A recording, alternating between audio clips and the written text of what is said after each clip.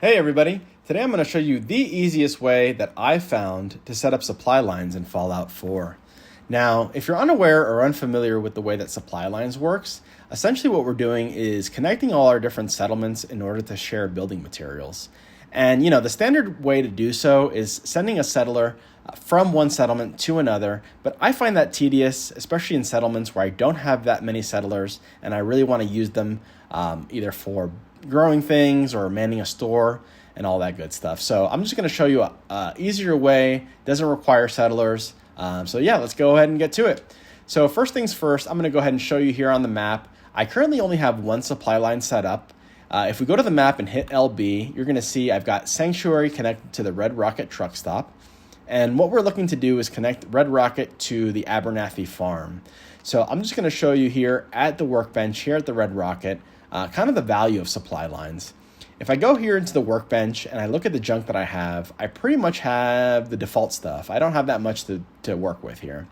However, if I go into build mode, you're going to see I have over 1,800 wood, over 4,000 steel, and all that good stuff available to me because I am connected via supply line with Sanctuary.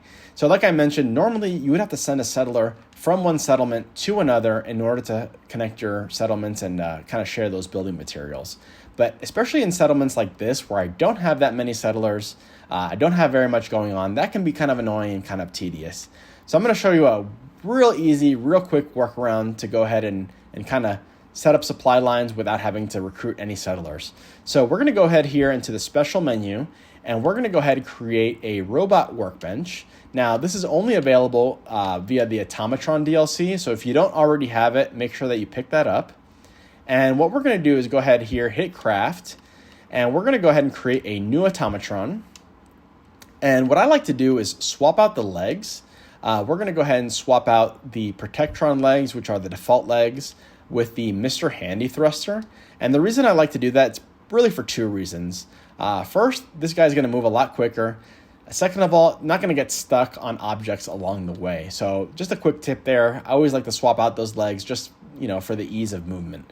Once we've done that, what I like to do is go ahead and rename this robot. So I'm going to go ahead and rename this Abernathy.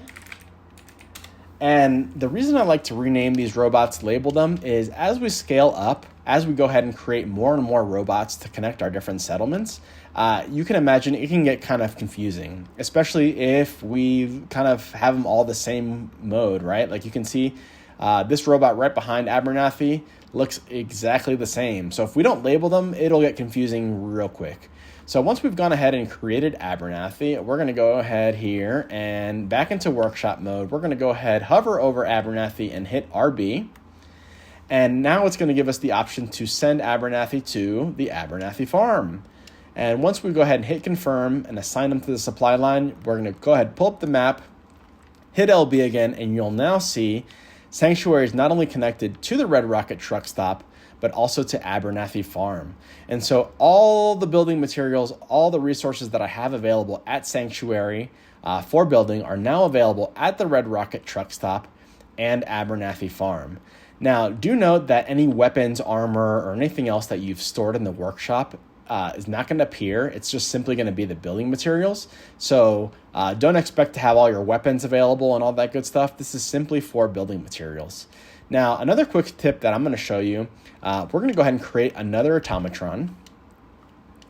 And for the purposes of this, I'm not going to go ahead and label or modify this robot at all. We're just going to simply create a default robot just for the purposes of this demo. Once we've created a new robot, what we're going to do is go ahead and recruit it as our companion. So we're going to hit yes. And once we've gone ahead and done that, we're going to go ahead and hit let's get moving. And that's going to recruit this robot as our companion. And once I've done that, we're going to go right back, hit command, hit talk. And we're going to dismiss this robot. And what I'd like to do is go ahead and dismiss this robot to another one of my settlements. So I'm just going to select 10 Pines Bluff for now. We'll go ahead and confirm travel there. And the reason I would do that is basically what we can do is go ahead and create a whole bunch of robots from one settlement without the need to create a robot workbench in each one of these different settlements. And once this other robot is available at the 10 Pines Bluff, what we would do is go ahead, create a supply line from there, let's say to the Starlight Drive-In.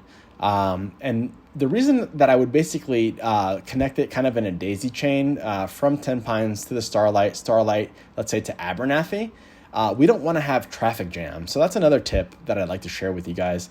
If we basically create all our different robots from the Red Rocket and basically send them all out from here, you're going to notice you're going to have like 40 robots all coming and going to the same place.